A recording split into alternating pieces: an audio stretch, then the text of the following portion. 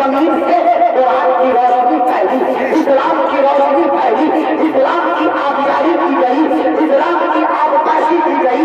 اور مدینہ، وہ مدینہ جس مدینے کی زمین سے پیغام اسلام یعنی ایمان کی دولت ہم تک پہنچی۔ اور مدینہ، وہ مدینہ جہاں کی زمین کے بارے میں جو علماء بیٹھے ان سے آپ پوچھ لیں، جہاں کی زمین آپ کے اس بخاری کی زمین سے بہتر ہے، ہمارے سیتامڑھی کی زمین سے بہتر ہے، بلکہ ہندوستان، پاکستان، افغانستان، ترکستان، انگلستان، امریکہ، افریقہ، Germany, Japan, New Zealand, Holland, Malaysia, Australia, Zimbabwe, بنگلہ دیش، چین، Japan, Nepal, Bhutan, Syria, Algeria, Nigeria, Singapore, Burma, Bermuda سے افضل ہے، یورپ کے ہر خطے سے افضل، ایشیا کی ہر وادی سے افضل، زمین کے گوشے گوشے، چپے چپے سے افضل۔ حضرات مدینے کے بارے میں بڑی بات کرنے جا رہا ہوں۔ ہر ایک کی خواہش کہ جنت ملے، لیکن مدینہ کو جنت سے بھی افضل ہے، اس لیے کہ مقام کی زمین کے سینے میں رہ گئی، جنت قریب بن کے مدینے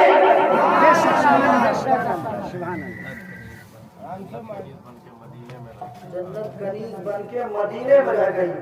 اور ہم تو دعا کرتے، ہم نے یہ کب کہا مجھے دنیا کا مال دے، مجھ کو گدا بنا کے مدینے میں ڈال دے، سکھا دے یا الہی وہ مدینہ کیسی بستی ہے جہاں پر رات دن مولا تیری رحمت برستی ہے۔ وہ سبحان اللہ۔ حضرات محترم، ہم عشق والے، محبت والے، عقیدت والے، ہمارے دل میں اولیاء کرام کی محبت، ہمارے دل میں غوث پاک کی محبت، ہمارے دل میں غریب نواز کی محبت، ہمارے دل میں مخدوم سمنانی کی محبت، ہمارے دل میں مخدوم بہاری کی محبت، ہمارے دل میں صفو الشریعہ کی محبت، ہمارے دل میں صفو العوازل کی محبت، ہمارے دل میں حضور خسرو خوبا، سیاح رحمتہ، نازش عبد جہاں، فخر رسولہ، سرور انبیاء، مالک سجا، جناب احمد مصطفیٰ، محمد مصطفیٰ صلی اللہ علیہ وسلم کی محبت ہے۔ اور حضرات علماء کرام بیٹھے توجہ چاہوں گا، تختیے پہ نوٹ کرنا، ایک ایک جملے کو عاشق کی جو علامت ہوتی وہ بیان کر رہا ہوں۔ عشق کرنے والے بہت ہوئے دنیا میں، کتنے عاشقوں کا نام چلا، کتنے عاشقوں کی کہانیاں لکھی گئی، لیکن عاشقوں کی علامت کیا ہوتی ہے، محبت کرنے والوں کی پہچان کیا ہوتی ہے، عشق کرنے والوں کی پہچان کیا ہوتی ہے؟ آؤ میں آپ کو بتاتا ہوں۔ جب بھی کوئی عاشق ہوتا ہے تو عاشق کی یہ کوشش ہوتی ہے کہ کسی طرح اپنے محبوب کو دیکھوں، اس کا دیدار کروں، اس کی زلفیں دیکھوں، اس کے رخسار دیکھوں، اس کی پیشانی دیکھوں، اس کی صورت دیکھوں۔ عاشق ہمیشہ اسی فراق میں رہتا ہے، اسی کوشش میں رہتا ہے کہ اپنے محبوب کو دیکھوں، اپنے محبوب کا دیدار کروں۔ لیکن اگر کسی وجہ کر اس کے عشق پہ پہرا لگ جائے، کسی وجہ کر اس کے عشق میں پریشانی آ جائے، کوئی دقت آ جائے، تو پھر عاشق کی کوشش بدلتی ہے، عاشق کی تمنا بدلتی ہے، دیوانے کی خواہش بدلتی ہے۔ پھر وہی دیوانہ جو پہلے چاہ رہا تھا کہ میں اپنے محبوب کو دیکھوں، میں اپنے محبوب کو دیکھوں، اب وہ یہ چاہتا ہے کہ میں نہ دیکھوں تو کیا ہوا، کم سے کم وہ مجھے دیکھ لے، کم سے کم اس تک میری خبر چلی جائے، کم سے کم اس تک میرا پیغام چلا جائے۔ ابراہیم کے خوشامدی تھا، سنی جنتی مسلمان ہو، میں جہاں تک آپ کو پہنچانا چاہ رہا تھا پہنچا چکا ہوں۔ ہمارے یہاں پہ جتنے لوگ بیٹھے ہیں، بچہ بچہ نبی کا عاشق ہے، ہر جوان نبی کا عاشق ہے، ہر بوڑھا نبی کا عاشق ہے، ہر شخص نبی کی عاشق کا دیوانہ ہے، اور ہر ایک کے دل میں یہ تمنا ہے کہ کسی طرح میں شمس الضحیٰ کو دیکھوں، کسی طرح میں بدر الرجا کو دیکھوں، کسی طرح ہم اپنے آقا کو دیکھ لیں۔ اور سب کے دل سے یہ صدا نکلتی ہے کہ یا رسول اللہ، مگر خابیدہ میرا بیدار ہونا چاہیے، خواب میں کوئی صحیح دیدار۔ ہر کوئی چاہتا دیکھنا لیکن دیکھ نہیں پا رہے ہیں، کوئی گنہگار ہے، کوئی بدکار ہے، کوئی سیاہکار ہے، کوئی اس قابل نہیں ہے کہ خواب میں دیکھ سکے، کوئی اس قابل نہیں ہے کہ ظاہری طور پہ دیکھ سکے۔ تو عاشق ہے، اب تمنا بدلے گی، اب خواہش بدلے گی، اب آرزو بدلے گا۔ اور आरज़ू क्या होगी कि नबी को हम नहीं देख पा रहे हैं तो कम से कम नबी हमें देख ले, आका को हम नहीं देख पा रहे हैं तो कम से कम आका हमें मुलाहिजा कर ले, आका तक हम नहीं पहुंच पा रहे हैं तो कम से कम मदीने तक हमारी खबर पहुंच जाए, हमारा पैगाम पहुंच जाए। तो आप सुन से आप सोच क्या रहे हो, आप जिस मीलाद में बैठे हो इसका नाम महफिल मीलादुन नबी है। और इन उलमा से पूछो कि जहाँ पर अल्लाह के नबी का चर्चा होता है वहाँ अल्लाह के नबी हाजिर होते हैं, उनको खबर होती है। पता ये चला कि किसी की उम्र 60 साल हो गई, किसी की उम्र 40 साल हो गई, किसी की उम्र 50 साल हो गई, किसी की उम्र 20 साल हो गई, किसी की उम्र 30 साल हो गई, किसी की उम्र 25 साल हो गई, लेकिन अब तक ये तमन्ना है कि देखो आका की वो सूरत, देखो आका की वो आका का वो चेहरा, आका की ज़ियारत कर लूं, लेकिन ना कर सके हैं। और अगर ये तमन्ना है कि मेरे आका मुझे देख ले, मेरी खबरगिरी करे, मेरा पैगाम सुने, तो सुनिए आप जिस मीलाद में बैठे हैं वहाँ मेरे हुजूर तशरीफ लाए हैं और वो मुलाहिजा कर रहे हैं कि कौन सुन के सुभान अल्लाह कह रहा है, कौन माशाअल्लाह कह रहा है, कौन अल्हम्दुलिल्लाह कह रहा है, कौन नजराना पेश कर रहा है। और हम अपने नबी को कहीं से पुकारे, किसी कोने से पुकारे, हमारे नबी सुनते भी है, जवाब भी देते हैं, अता करते हैं, नवाजते हैं। इसलिए कि कौन देता है देने को चाहिए, देने वाला है सच्चा हमारा नबी। मैं जाऊं नबी जो करे हर साल में मुमकिन नहीं कि खैरे बशर मुझसे उतारू राह गुजर को खबर न हो, जिब्रील पर बिछाए तो पर को खबर न हो। हज़रात मोहतरम ये महफिल बमौका शादी के है, बेटी की शादी है, आली जनाब अहमद हुसैन साहब की साहबजादी की शादी है। अल्हम्दुलिल्लाह सरकार की सुन्नत है निकाह, और बेटी का निकाह करवाना ये भी सरकार की सुन्नत है। दो तरीके से सुन्नत मुस्तफा पे अमल होना है, एक तो ये कि हुजूर ने खुद निकाह किया, दूसरा ये कि हुजूर ने अपने बेटी की शादी की, यानी दो सुन्नतों पे अमल एक साथ समा मिलता है। जब कोई अपने बेटी की शादी करता है, आपको मालूम है हुजूर खिसरबे क़ुबा सजाहे ना मका नाज़ि शहर दो जहां फखरे रसूला सरवरे अंबिया मालिके सुजा जनाब अहमद मुस्तफा मोहम्मद मुस्तफा सल्लल्लाहु अलैहि वसल्लम की रवायत आप सुनो।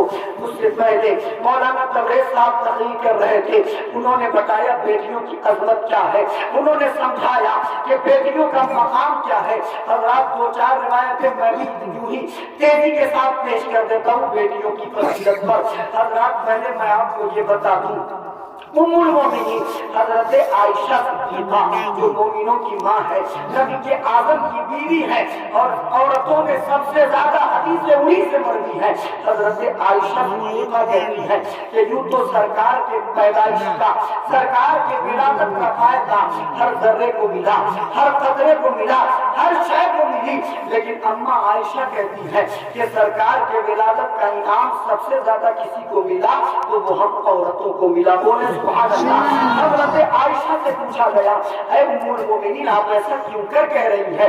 हजरत आयशा कहती तुम्हें मालूम नहीं है, तुम याद करो जमाने जाहिलियत का वो दौर जब एक बाप अपने बेटी को जिंदा दफन कर दिया करता था, जब एक भाई अपने बहन को बाजार की जीनत बनाया करता था, जब एक शौहर अपने बीवी को बेच दिया करता था, जब एक बेटा अपने माँ की कदर नहीं किया करता था, जब एक भाई अपने बहन की इस्मत को तार तार होता हुआ देखा करता था, तमाशा बनाया करता था।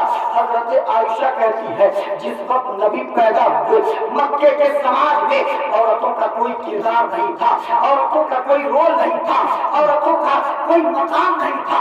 हालत ऐसी थी कि बड़े से बड़े फलसफी औरतों को खूबे खुदाबंदी से दूरी का सबक बताते थे।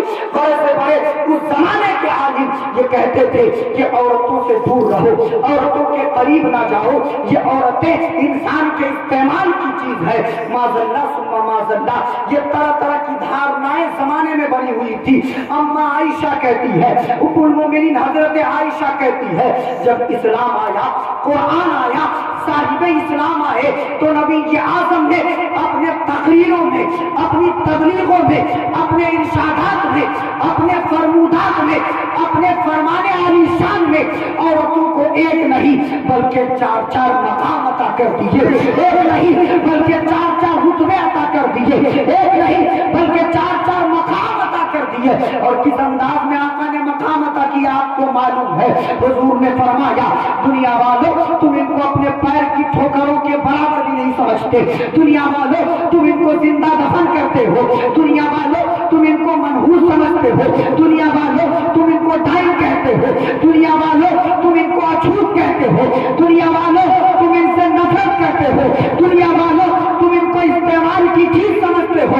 लेकिन सुनो, इस्लाम इनको पैगाम दे रहा है और इस अंदाज में इस्लाम ने मकाम दिया कि सुनो, तुम औरतों की कदर किया करो, तुम बेटियों की कदर किया करो, तुम बहनों की कदर किया करो, तुम बीवियों की कदर किया करो। इसलिए कि ये औरत वो बात है कि अल्लाह ने फरमाया कि अगर तुम्हारे घर में बहसियत बेटी है तो घर वालों के लिए रहमत है, तुम्हारे घर में बहसियत बहन है तो घर वालों के लिए बरकत है, तुम्हारे घर में बहसियत बीवी है तो राहत है, और तुम्हारे घर में बहसियत माँ है तो इसके कदमों के नीचे जन्नत है। इसलिए कि ये हदीस नबी हकीकत है, माँ के कदमों के नीचे जन्नत है। माँ अगर खुश नहीं है ऐ लोगों, राय बाहर तेरी माँ अगर खुश नहीं है लोगों, रायगा हर तेरी इबादत है। हजरात मोहतरम, माँ के कदमों के नीचे क्या है? जन्नत। अभी मोहतबरे साहब ने बताया आपको बेटियों की विलादत पर गम का इजहार न करें। अब आइए एक पते की बात बताता हूँ, जितने बेटी वाले इंशाअल्लाह खुश हो जाएंगे, बोले सुभान अल्लाह। जिस तरह दुनिया की तमाम माओं के कदमों के नीचे अल्लाह ने उनके बेटों की जन्नत रखी है, उसी तरह दुनिया के तमाम बेटियों के कदमों के नीचे भी कुछ है। आप सुनना चाहेंगे तो मैं सुनाऊंगा। जी हाँ, आप घबराते हैं कहाँ से इंतजाम होगा, कहाँ से एहतमाम होगा, लेकिन सुनिए अकाबरीन कहते हैं कि जिस तरह हर बेटे की जन्नत उसके माँ के कदमों के नीचे है, उसी तरह हर बाप के रिज्क की बरकत उसके बेटियों के कदमों के नीचे है। सुभान अल्लाह, उसके बेटियों के कदमों के नीचे है। पता ये चला कि चाहिए जन्नत तो माँ को राजी करो, चाहिए कौसर का झांक तो माँ को राजी करो, चाहिए नबी की शफाअत तो माँ बाप को राजी करो, चाहिए लेवाउल हम के नीचे जगह तो माँ बाप को राजी करो, चाहिए कुर्बे खुदाबंदी तो माँ बाप को राजी करो।